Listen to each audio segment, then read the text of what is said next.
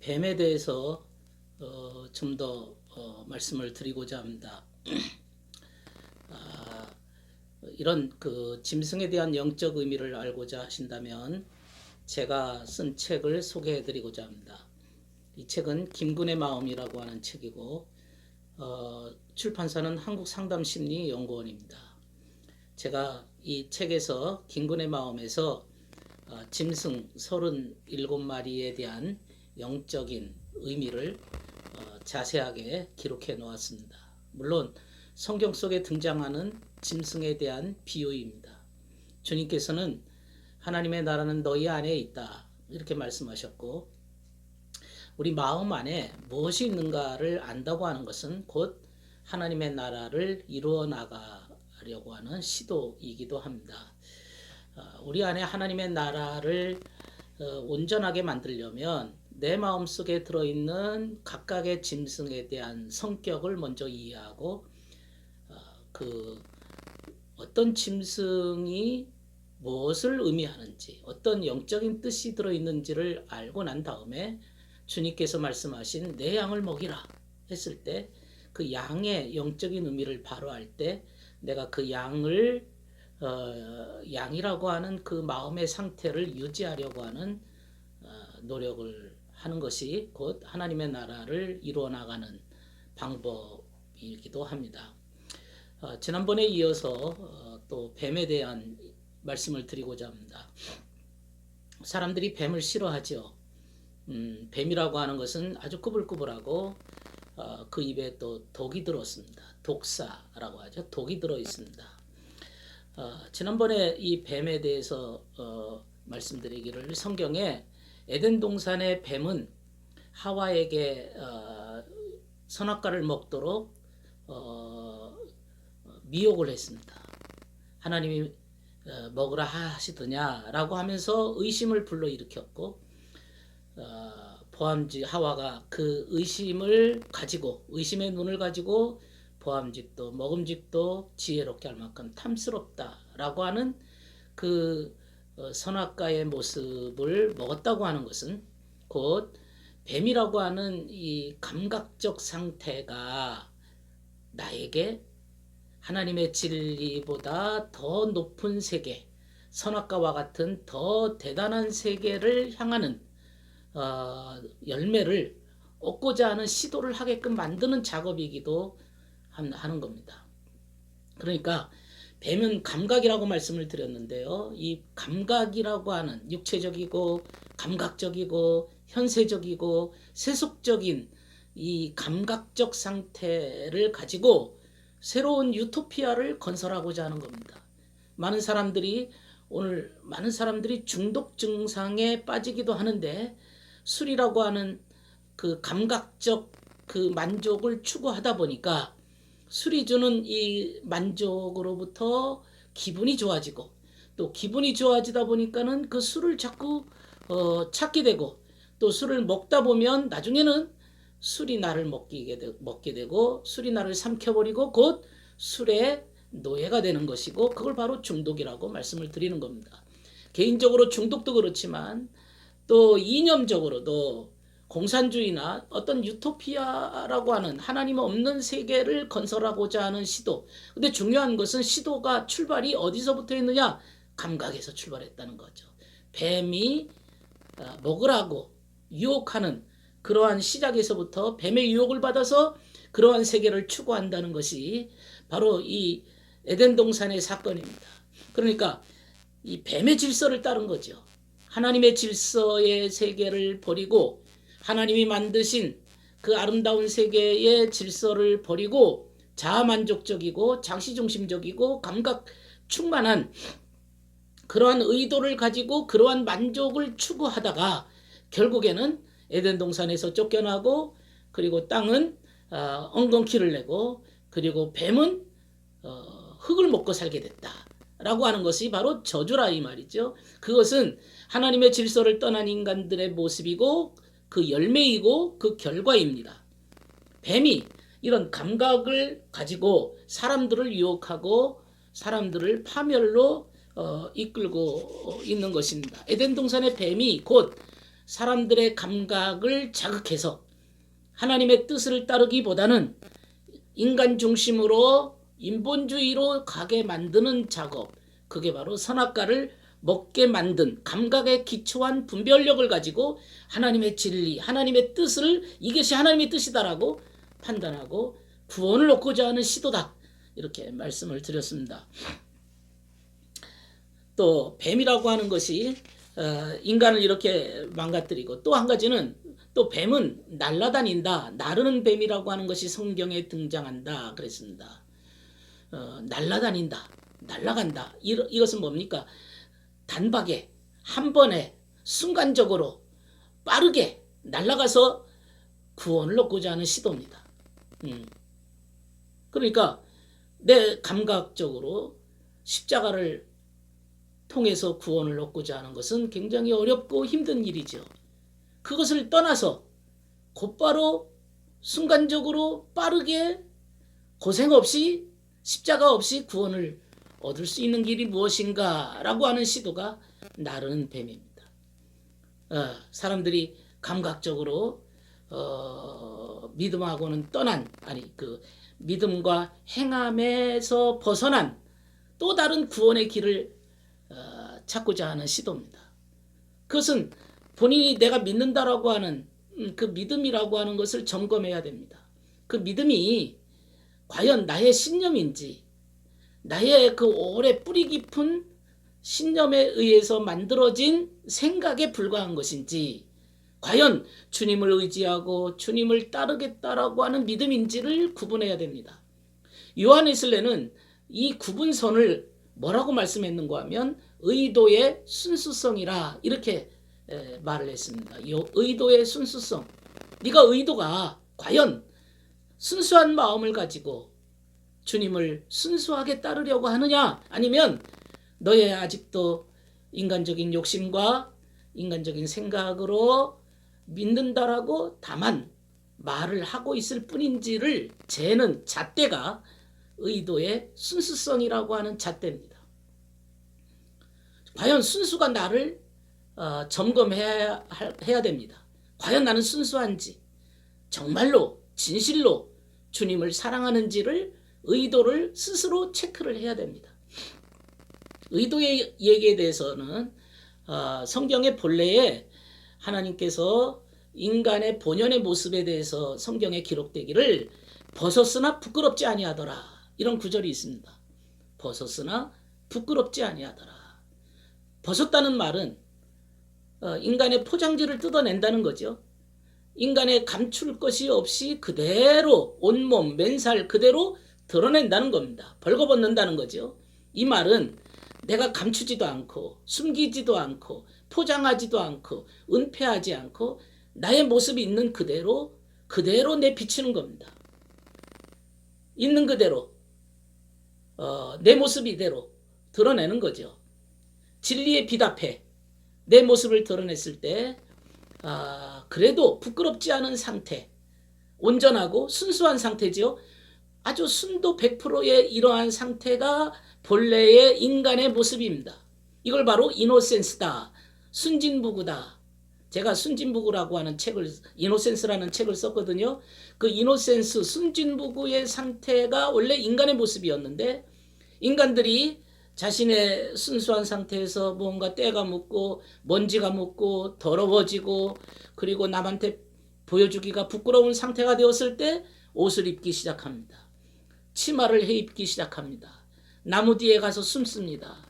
아담아, 네가 어디 있느냐? 이 말은 어디 있느냐라고 하는 장소를 물어본다는 질문은 너의 삶의 위치를 질문하는 겁니다. 너의 정체성을 질문하는 겁니다. 네가 어디 있느냐? 너의 모습이 어떤 상태냐? 상태를 물어보는 질문입니다. 내가 벗었다. 벗었으므로 두려워하여 숨었습니다. 벌써 두려움이 찾아오는 겁니다. 부끄러움이 두려움으로 변하게 되어지는 겁니다. 순수하지 못할 때, 순진하지 못할 때, 때가 묻었을 때는 항상 주님 앞에서 두려운 양심의 가책을 느끼고 두려운 마음의 상태를 유지할 수밖에 없다는 말씀입니다. 요한웨슬레는 이것을 간파했습니다. 그래서 그는 의도의 순수성이야말로 인간의 믿음의 척도를 재는 잣대라고 얘기하고 있습니다. 그 잣대에 내가 어떤 모습이 될 것인지를 알아야 될 것이죠. 그래서 순수한 의도를 얻기 위해서 인간은 회개하는 것이고, 주님 앞에서 천부여 의지옵소서 손들고 옵니다라고 고백을 하게 되는 거죠. 그런 마음 없이, 그런 회개의 마음도 없이, 그런 순전한 마음도 없이 그저 내가 믿습니다, 내가 믿는다, 그 믿는 거지. 그러면서도 변화하지 않고 영혼의 순수함을 유지하지 않고 또 삶은 전혀 다른 각도로 자기 만족적인 뱀의 감각에 충실한 삶을 산다면 그의 믿음은 가짜 믿음일 것이고, 그 믿음이라고 부를 수도 없는 거짓된 사상에 불과한 것이지요. 뱀은 이러한 순수한 믿음, 의도를 가지고 영혼이 하나님 앞에 서는 것을 방해하도록 계속 우리에게 얘기합니다. 감각으로 가라. 감각으로 가라. 네가 좋으면 좋은 것이다. 시각, 청각, 촉각, 미각, 후각, 이것을 풍요롭게 해라. 너의 양심은 중요한 게 아니다. 감각이 가장 먼저다 라고 우리에게 제시를 하고 있습니다. 이 말은 또 다른 말로 얘기하면 먼저 너부터 사랑해라. 하나님이 말씀하신 이웃사랑, 하나님과 이웃을 사랑하라, 그건 중요하지 않다. 네가 너를 사랑할 때 남도 사랑할 수 있는 것이다 라고 이걸 말을 교묘하게 바꿔버립니다. 하나님의 나라의 법이 있는데 그 법이라고 하는 것은 하나님을 사랑하고 내 이웃을 사랑하라, 이것이 하나님의 대강령입니다. 선지자와 율법의 대강령입니다. 하늘나라입니다. 하늘나라 법입니다. 우리가 이 땅에 산다는 것은 그 법에 훈련돼서 잠시 머물다가 훈련을 잘 받다가 여기에서 영혼이 잘 가다듬어진 다음에 그 나라에서 익숙하게 살기 위해서 우리가 이 땅에 존재하는 겁니다. 이 세상이 우리의 영원한 세상이 아니고 잠시 있다가 머물다 가는 안개와 같은 곳이라고 얘기하는데, 그 이유는 이 땅에서 우리가 잘 하나님을 사랑하고 이웃을 사랑하다가 그 나라로 넘어가기 위한 하나의 과정에 불과합니다. 그러나 뱀은 우리한테 이곳이 영원한 곳이고 네가 좋으면 좋은 것이고 네 만족을 위해서, 감각적 만족을 위해서 살아라 하는 것이 우리에게 선악과를 끊임없이 먹도록 만드는 시도입니다. 이스라엘 백성들이 광야길을 걸어갈 때 불뱀에 물렸습니다. 그래서 사람들이 죽어갑니다. 다 죽게 되었을 때 모세가 장대를 높이 매달아서 놋뱀을 매달고, 그리고 그 놋뱀을 바라보는 자들은 다 살았다, 병고침을 받았습니다. 불뱀에 물렸다라고 하는 것은 뭐냐? 뱀, 감각이라고 말씀을 드렸습니다. 불이라고 하는 의미는 불덩어리를 얘기합니다. 그것은 사랑이죠. 사랑의 불이죠. 그러니까 감각을 사랑하는 상태에 물려버린 겁니다. 그러니까 세속적이고 쾌락적이고 감각적인데 사람들이 다 그냥 도취되어서 그 속에 빠져버린 거죠. 그게 바로 불뱀에 물린 상태입니다. 세속적인 만족에 푹 빠져버린 이스라엘 백성들의 상태, 그게 바로 불뱀에 물린 상태입니다. 그런데 높은 장대에 매달린 놋뱀을 바라봐라. 이 뱀이라고 하는 것도 감각이라 그랬습니다. 놋뱀은 주님의 감각이라 그랬죠. 그러니까 육신적이고 세속적인 감각에서 무엇을 바라봐야 됩니까? 주님의 감각을 바라봐야죠. 주님이 무엇을 보는지, 무엇을 듣는지, 무엇을 느끼는지를 우리가 주님의 것으로 체인지할 때, 변화될 때, 거듭날 때만이 우리가 구원을 얻을 수가 있다. 그런 구절입니다. 뱀이 사람들을 물었다고 얘기할 때 보통 발 뒤꿈치를 물었다라고 성경에는 기록합니다. 여러분 생각해 보십시오. 뱀이 발 뒤꿈치를 물었다고 하는 것은 실제적으로는 그렇게 될 수가 없습니다. 뱀이 무는 것은 고개를 들기 때문에 물으면 종아리를 물습니다. 종아리를 물습니다. 뱀의 뒤꿈치를, 사람의 발 뒤꿈치를 물으면 이렇게 납작 엎드려서 물어야 되는 거지만 고개를 들어서 문다고 하는 것은 종아리를 무는 거죠. 그런데 왜 발 뒤꿈치를 물었다고 말했느냐? 발이라고 하는 그 뒤꿈치는 가장 그 사람이 발을 밟고 이렇게 걸어 다닐 때 뒤꿈치가 아주 단단하지요. 그는 이미 세속에 가장 접촉하는, 세상에 접촉하는 부분입니다. 그러니까 그게 가장 낮은 상태라 이 말이죠. 뱀은 인간의 가장 낮은 상태를 물어봅니다. 죄악되고 내 마음속에 허황되고 내 마음속에 탐심이 있고 내 마음속에 욕심과 정욕 이런 부분을 가지고 물지, 내 마음속에 주님 사랑하는 부분을 가지고 물질 않습니다. 내 마음의 세속과 접하려고 하는 그러한 약한 부분을 물고 들어오는 겁니다. 그런데 주님께서는 뱀의 머리를 밟으셨다. 이 말이 무슨 말입니까? 머리라고 하는 것은 원리를 얘기합니다. 하나의 본부입니다. 센터입니다. 내 몸을 주관하는 것이 머리입니다. 그 머리가 어떻게 하느냐에 따라서 뱀이 이제 그 뱀이 움직이는 그 원리를 얘기하는 거죠. 죄의 원리죠. 세속적 원리입니다. 그것을 주님께서 발로 밟았다. 발로 밟았다. 라고 하는 것은 완전히 그 악의 원리를 무너뜨리고 완전히 인간으로 하여금 이제는 하늘의 원리를 받아들일 수 있는 그러한 하늘의 문이 열리게 된 겁니다. 뱀에 물렸을 때는 무엇이 선인지, 무엇이 진리인지, 무엇이 악인지, 어떤 것이 거짓인지, 어떤 게 순수한 마음인지, 의도가 뭔지를 모르고 어두움 속에서 캄캄한 흑암 속에 덮여 있었습니다. 그러나 이 뱀이 부서지고 난 다음에 인간에게는 분별력이 생겼습니다. 눈을 뜨고 이것을 선택해야 살고 이것을 선택하면 죽는다는 것을 알게 됩니다. 진리와 비진리를 알게 되었고 선과 악이 보이기 시작했고 참과 거짓을 구분할 수 있는 이 경계선이 생긴 겁니다. 그래서 내가 주님을 따라야 될 것을 알게 되고 진리를 따라야 될 것을 알게 되고 말씀을 의지해야 될 것을 내가 선택할 수 있는 힘이 생깁니다. 요한계시록 2장에 보면 그 옛뱀, 사람을 꿰는 자들, 사탄, 이것은 머리가 7이고, 머리가 7이라는 것은 그 원리가 7개, 7이라는 숫자가 완전수 아닙니까? 그 7개의 머리를 뱀의 머리가 7개라고 하는 것은 얼마나 꾀가 주동면밀하냐 이걸 얘기하는 거죠. 그리고 뿌리 10개라, 뿌리 10개라. 이건 뭘까요? 뿌리라는 것은 능력, 파워, 힘입니다. 힘도 대단합니다. 그러니까 인간들의 죄악을 공략하는 이 악마들의 그 무섭게, 집요하게, 강력하게 들어오는 힘이 그 세력이 어마어마하게 큽니다. 10뿔입니다. 그리고 거기에는 면류관을 썼다.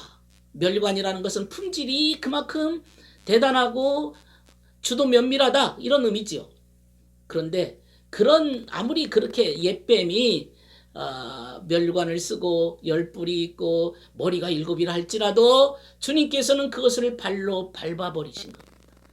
그리고 밟아버렸으니 뱀의 본부는 사라지고 감각적, 쾌락적, 현세적인 것을 가지고 내 안에 그 선악과를 먹도록 유혹하는 뱀의 세력은 무너지고 선과 악을 볼 수 있는 눈이 비로소 인간들은 뜨여진 겁니다.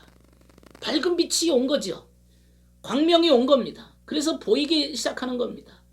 저쪽에 악의 세력이 있기 때문에 저 악을 물리치고 우리가 선한 것을 찾고자 하는 그런 분별력을 갖게 되었고 그것을 따를 수 있는 그러한 길을 가게 된 것인 겁니다.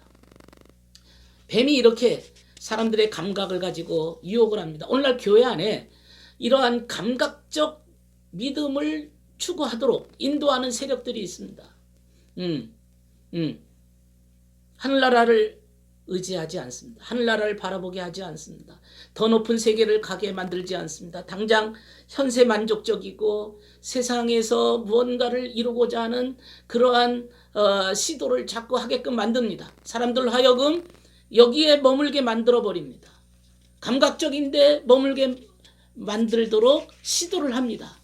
주님의 뜻과 십자가의 길은 멀어집니다. 뱀은 사람들한테 어마어마한 영향력을 가지고 있어요. 그래서 이 뱀이 들어오면 중요한 것은 내 마음은 하나님의 우주와 같습니다. 우리가 세상, 자연, 만물, 우주는 밖에 있지만은 내 마음도 하나의 거대한 우주와 같습니다. 내 마음의 우주 속에는 하늘도 있고 땅도 있고 그 속에 동물들도 살고 있습니다. 하늘에서 비가 내려서 땅이 촉촉하게 적셔주면 씨앗이 열매를 맺고 식물들이 자라고 동물들이 생육하고 번성하기 시작합니다. 내 마음의 세계, 그게 다 상징적으로 들어와 있습니다.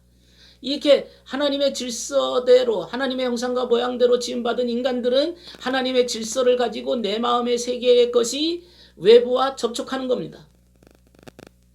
근데 이 하나님의 질서를 깨트려버리는 겁니다. 감각 우선으로 하다 보면 가장 밑바닥에 있어야 될 이러한 이 감각이, 이 세속적인 것이 가장 높은 곳에 올라가서 내 마음의 질서를 다스리고 있다는 사실이죠. 에덴 동산 사건이 바로 하나님의 질서를 깨트리고 뱀의 질서, 그러니까 감각의 질서로 인간들을 이끌려고 하다 보니 인간들이 결국에는 타락하고 쫓겨나지 않습니까? 마찬가지로 우리도 역시 내 마음의 질서가, 감각은 가장 밑바닥에 있어야 되는데 감각이 가장 우위에 있어서 이 감각적으로 이끄는 대로 살라고 얘기합니다. 오늘 많은 사람들이 자기를 사랑하라고 얘기합니다. 제가 상담을 해보지만 자기를 사랑하다 보면 이거는 만족이 없어요. 영원한 만족이 없어요. 끊임없이 자기 사랑의 구덩이에 계속 빠져버립니다. 자기를 사랑하다 보니까 다른 사람에게 피해를 줍니다. 자녀들에게 피해를 줍니다. 끊임없이 자기 욕심에 도취되고 욕심은 더 큰 것을 요구하게 만듭니다. 하나님의 원리는 자기 사랑에 머물게 하지 않고 하나님을 사랑하고 내 이웃을 내 몸처럼 사랑하라. 이웃사랑을 시도하면 이웃과 교통하고 이웃과 교류하고 이웃을 위해서 봉사하고 이웃을 위해서 사랑하고 헌신하다 보니까 거기에서 또 자기 사랑이 오기 시작합니다. 이웃사랑이 먼저이고 그 다음에 얻어지는 게 자기 사랑이 오는 것이 하나님의 법칙이고 하나님의 원리입니다. 만약에 어떤 사람이 우울증에 빠져 있다면 먼저 그 사람이 이웃을 순수한 마음으로 사랑한다면 그는 자기 사랑을 얻게 되어서 결국에는 우울증에서 치료받을 수 있습니다.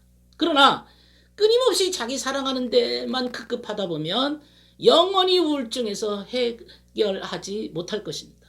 벗어나지 못할 것입니다. 주님께서 이웃사랑의 원리가 진정한 치유, 약이라고 우리에게 마음판에 이미 새겨놨기 때문에 그 하나님의 원리를 따라갈 때만이 인간이 건강해지고 하나님의 질서에 맞게 되는 것이고 그게 하나님의 원리에 맞는 겁니다. 그러나 자기 만족, 자기 욕심의 근거에서 이 마치 뱀의 머리를 쳐들고 있는 것은 이게 바로 자기 사랑이거든요. 이 자아에 자기 사랑을 쳐들고 있는 이 뱀대가리가 내 마음속에 이렇게 도사리고 언젠가 자기 사랑을 위해서 자기에게 무언가 이득이 될 것만을 찾고 있다면 그는 독사가 될 것이고 그는 뱀의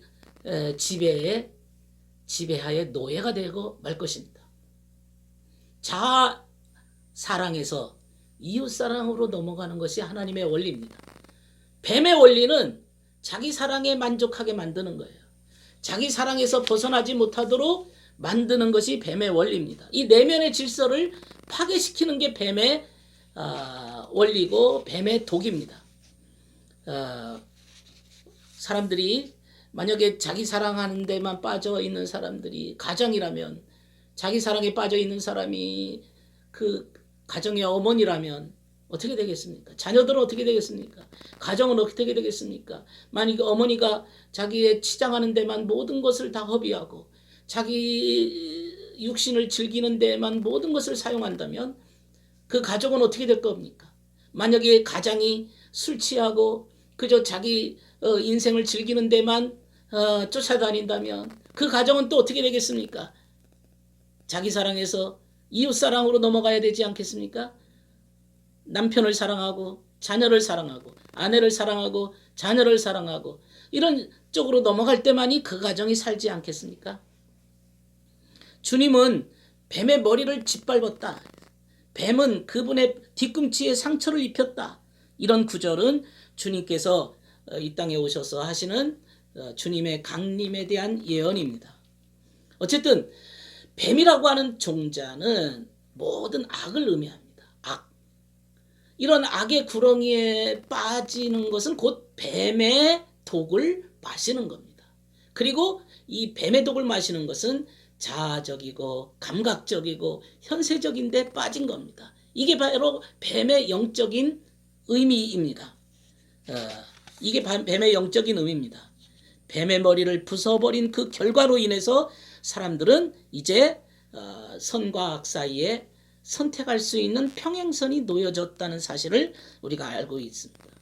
또 뱀이 영원토록 흙을 먹는다고 하는 것은 죄를 먹는다는 얘기고 악을 먹는다는 것이고 그것은 지옥이라 이런 의미이기 때문에 우리가 감각은 있으나 감각에만 머물고 감각 우선과 중심으로 사는 것이 아니라 더 높은 세계의 하나님의 질서를 따르는 것이 진정한 신앙생활이라는 것을 우리가 알아야 될 것입니다. 그렇다면 신앙이라고 하는 것은 우리가 다시 한번 정의를 내려야 됩니다. 신앙이라고 하는 것은 뭐냐? 진리를 깨닫는 질서를 세우는 거다. 내 마음의 세계에 질서를 세우는 거예요. 감각적이고 쾌락 중심적인 데서 벗어나서 이제는 지각과 양심에 따라서 신앙의 양심을 따라서 질서를 만들어 나가는 것이 진정한 신앙이라고 하는 것이죠. 오늘은 뱀에 대한 공부를 했습니다. 감사합니다.